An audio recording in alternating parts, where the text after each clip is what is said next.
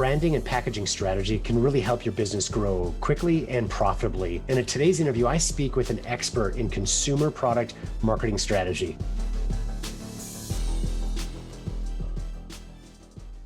I'm really excited today to interview Michael Keplinger. He's a partner at SmashBrand, which is, they call themselves an agile brand strategy agency for consumer packaged goods that really specializes in a complete approach to market research, product design, and testing. And we're going to go into a lot of questions in our interview today about those topics. He currently leads SmashBrand's research team to develop strategies for clients and to optimize various aspects of branding and packaging through testing. And so we'll dive deep on some of those issues as we talk today. As many of you are aware that have been in our audience for a long time, Harvest Growth, we're big believers in the value of market research. And Michael and his team at SmashBrand do their research in unique ways, again, specifically on branding and on packaging, but also for other things that we'll dive into today. Well, Michael, welcome to the show. Thanks, John. It's great to be here and talk with you today. So if you could round out your bio, I gave you a couple sentences, but you can probably describe it better than I did. So tell me a little bit more about, who you are as an agency and really what you do to help your clients. Sure. SmashBrand, I think we're fairly unique in that we, through a number of ways, and I'm happy to kind of talk through how we landed here, which is, I have a background in engineering, but really taking some of that data side and consumer testing and integrating it right into our whole process. And so along the steps of developing a strategy, validating that strategy with consumers, and then when we go to design, where a lot of times it is kind of the end of the road for a lot of brands, along the way we have multiple touch points where we can get in there and get that consumer feedback, find what's working, and ultimately have a much more effective product that just resonates with consumers and kind of matches what they're looking for. So that's our little secret recipe and really what we do differently, I think. And we have a lot of clients that get a lot of success from that. I always like to jump into kind of the end result, get our audience excited by success that you've seen and what you deliver. And then let's rewind and talk about what that process is and really understand, kind of peel back the onion, as it were, on your tactics or your techniques for market research. So let's start off, do you have some examples of clients you've worked with and some of the success stories you've seen in your rebranding efforts that have come through this research, et cetera? Yeah, a fun one to talk about because I finally can. They're finally on the shelf as of the last month here. But grocery product, canned tomatoes. Talk about a boring category. You walk down there and it's all the same. It was the packaging has hardly been changed.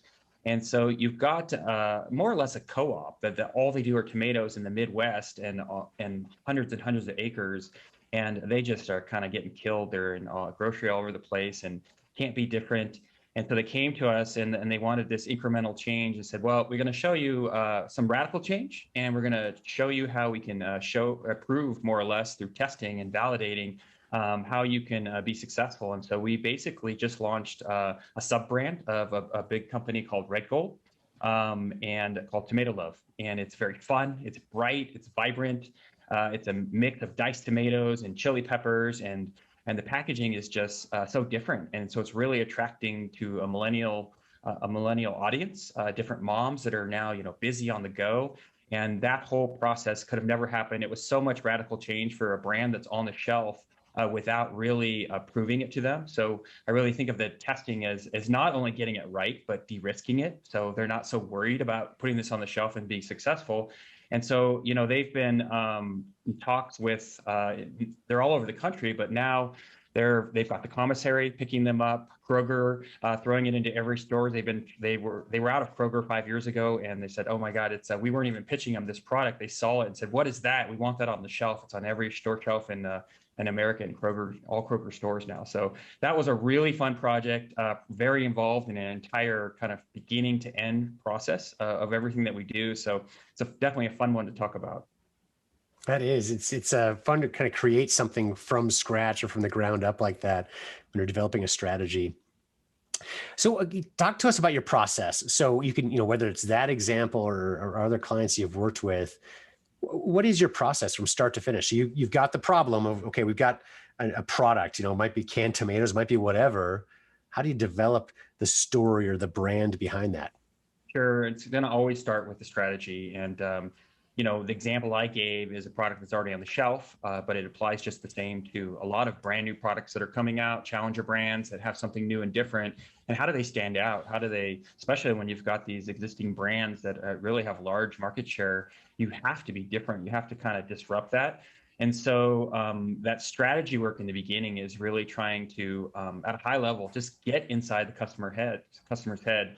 We talk about consumer products on the shelf, and it's kind of proverbial today because the shelf is multidimensional now. You've got Amazon, still consider that the shelf, but we can still kind of frame it around something that's very relatable to us, and that proverbial shelf, like the grocery store, drugstore, Home Depot, doesn't matter what it is. And you walk down there, and that consumer's got a lot of stuff going on in their head. They've got, the whole life experiences, their expectations, their other products and things. And so all these things are really happening inside their head. And it's pretty difficult to kind of unmap all that. You've got trends that change. And so that's that strategy really at a high level. And it's different for every category. Are you appealing to a new audience? Like what's different about that different, generation or audience? And how does it all fit in? Is it super crowded, or are you actually a different subcategory that you're trying to make people, change their paradigm to think about this in a different way? And so that's really where it starts at, and trying to find that white space. What's different? How can you can take the same thing and say it differently, and somehow something clicks in the consumer's mind and they conceptually think about it differently. And so that's the strategy. And then we validate that, we test it. Yes, it's going to work. It's differentiated enough. And so more or less, that would be our strategy and where we go into design with a brief. Like, this is who we're designing for. This is what's important to them. And these are some ways to bring that to life. And then our design team will really go through some concepts and find ways to bring that to the forefront, to really express that new positioning to that new audience.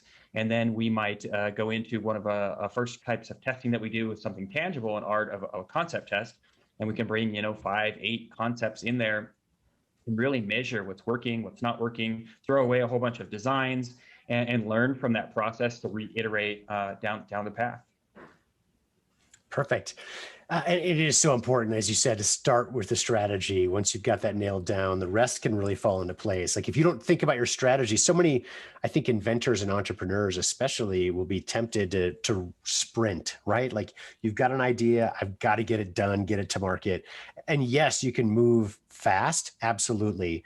But you can actually move faster and better if you start with that strategy first, right?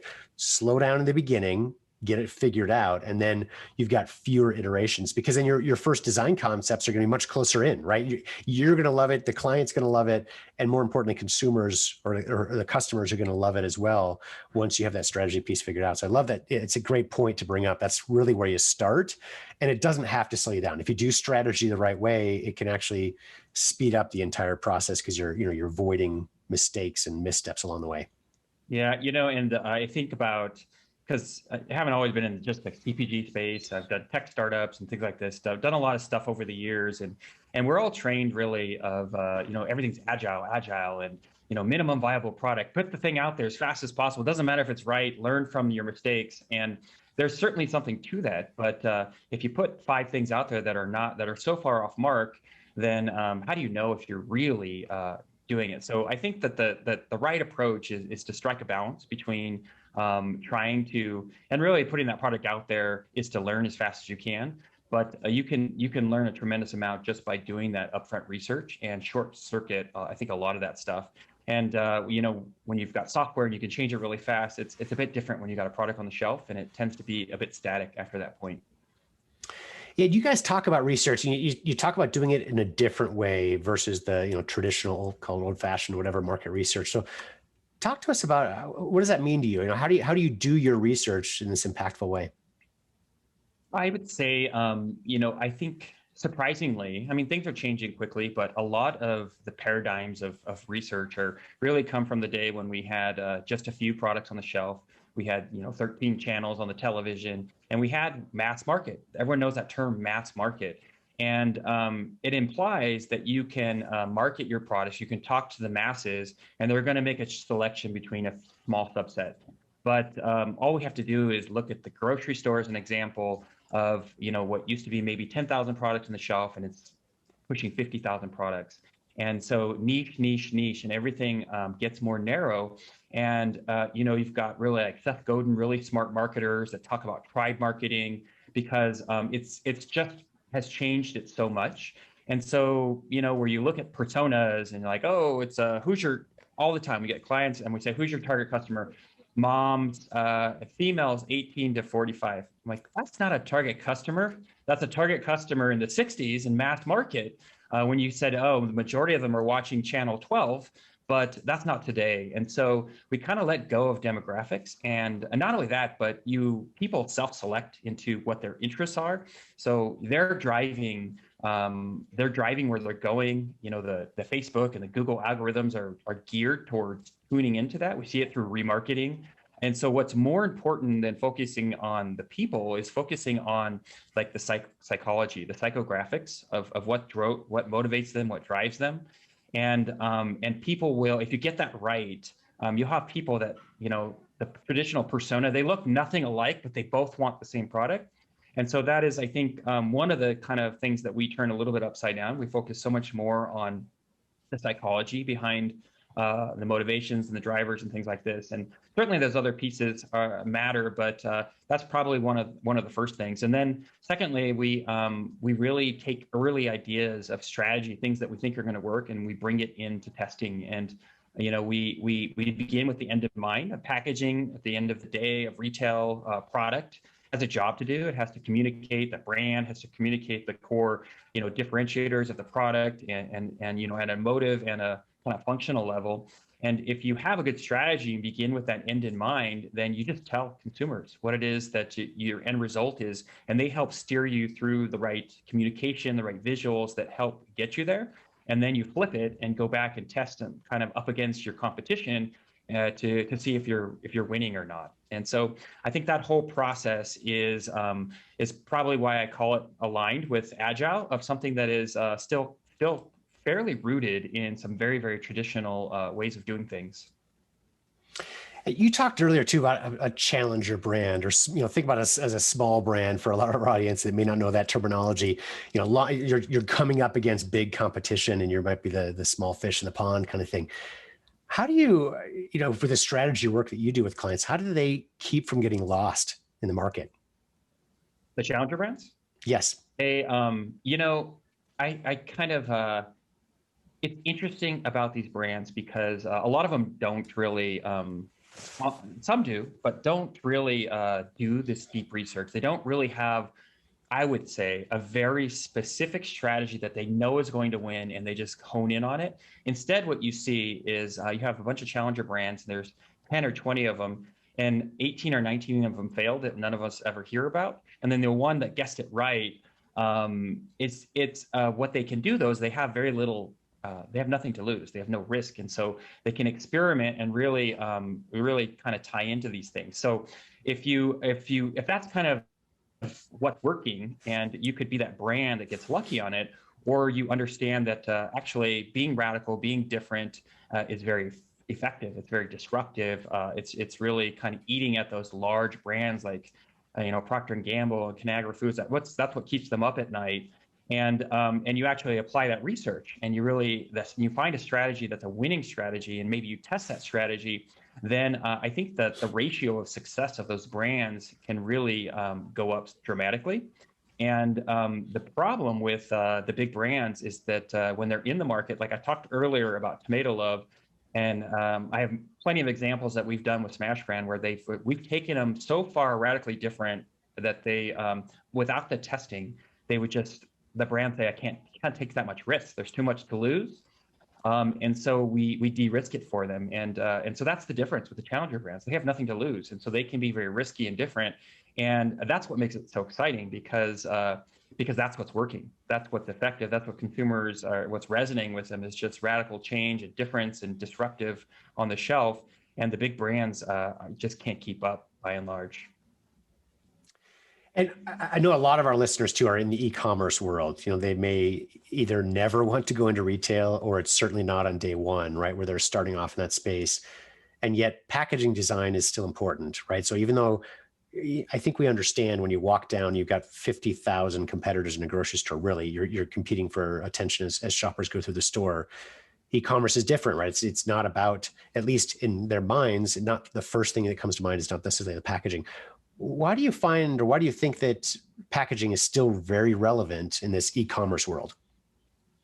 So, I talked about it earlier, the proverbial shelf, and we SmashBrand is our primary business, but we started a health food company 20 years ago about, and today we still have two brands we sell and own on Amazon. So I'm very familiar with probably really what you're talking about in this audience and what they do. And there's an interesting thing, if you're digital and you're talking about activation, you've got a product or you got a service, and this is working and this works better for this audience. Let's A/B test and make tweaks and things like this.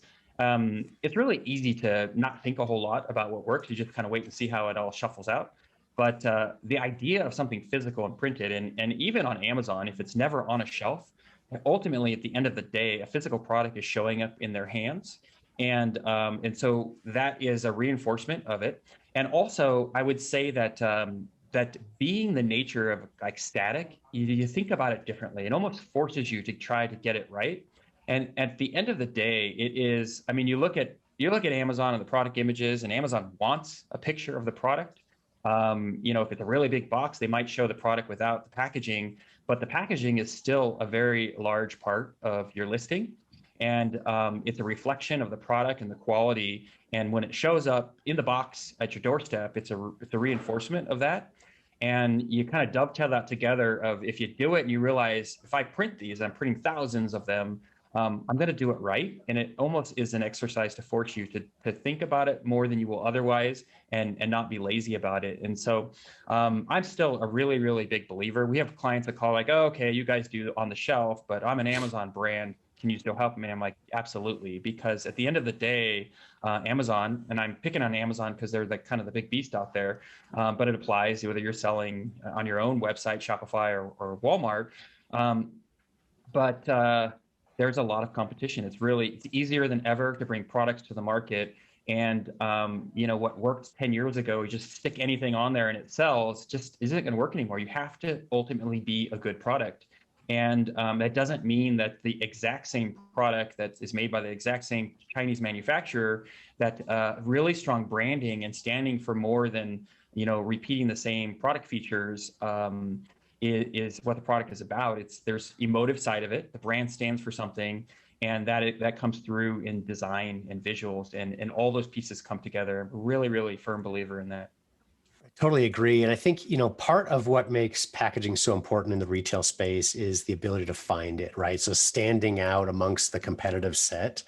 But beyond that, what it shares, and that may be less relevant in e-commerce on websites and in Amazon in terms of the packaging to make it stand out, potentially. But the part that I would say is more important, and certainly is permeates through e-commerce and retail alike, is that trust factor, right? When you feel confident in the quality of the packaging, the messaging that's on there, it's going to speak to you. You're going to trust that it's going to work well, right? You're solving the problem that the consumers are having in their own minds. So it's part of the experience overall. I think, everyone goes back to Apple as kind of one of the innovators in this space, where as I look around my office, my employees keep their mouse boxes, right, or keyboard boxes for app. Like, it's hard to throw away because the experience is so good. But there's 1,000 ways to do that, where if you make that experience better, whether it's in retail or whether it's showing up on your doorstep, the experience breeds trust. It breeds excitement for the brand. It breeds storytelling, right? Sharing your experience with others. You may or may not talk about the packaging itself, but you're going to talk about the experience of the product. And that's just certainly a big part of it. So I couldn't agree with you more in that aspect. Yeah, definitely. So are there any questions, Michael, that I didn't ask that you think would be relevant for our audience? No, this is going to be an edit time. You could put me on the spot. I think a good question that fits with your audience really is because we've talked about all this stuff. We're an agency. We do this for a living, and a small brand that's just starting out, that's maybe not ready to hire SmashBrand. Like, how do they tackle this? How do they break it apart? How do they think about this? And so I'll just try to give a few pieces here that I think will help. and kind of put it there. But let's say, and I'll stick along the Amazon because they sell everything. So if you don't sell on Amazon, or you're going into a grocery store, or you're going into, or even a service, honestly, just spend a lot of time with your competitors. Understand what they're saying. Almost be scientific about it. Like make a chart. Like say, okay, I see a lot of blues and greens. They're all saying these things, but then there's a lot of people complaining about the same things in the reviews, and looking for these keywords. I wish XYZ. And so finding those gaps, I think you just spend a lot of time inside the customer's shoes. It's easier than ever to get inside their head. The Q&A and reviews and people talking about products through social media and online. You'll find some nuggets. It's not easy work, but anyone can do it if they commit the time to it. And I can almost guarantee, we kind of have this saying that, or this idea that there's all these pieces and they just make no sense. And they're all seemingly unrelated. And then the longer you stare at them, eventually they all just click into place. And at a really, really high level, that is where the strategy is born. Like it just suddenly clicks all together and makes sense. And if you're at it and it hasn't happened yet, just keep going at it. And someday I think it all kind of clicks together and you have that aha moment. And that's the beginning of your strategy. That's great advice. I think, it's certainly a path you can walk down to start on your own. And then at the right time, of course, bring in experts like Michael and his agency, SmashBrand, to really take it to the next level going forward. Well, Michael, again, thank you so much for your time. I do want to encourage our listeners, go to their website, smashbrand.com, or look up Michael on LinkedIn. We'll post his full name, LinkedIn profile, et cetera, in the show notes. You can click on there to learn more, to get in contact with Michael, to see how they might be able to answer some questions for you on developing your own strategy, whether it's packaging or overall branding strategy to really help your consumer product business grow. Also, be sure to check out harvestgrowthpodcast.com to see other episodes we've recorded. And if you like this episode and you want to learn more about how you can profitably grow your consumer product business, please subscribe to our show and be sure to leave us a review at iTunes and Google Play. Thanks again.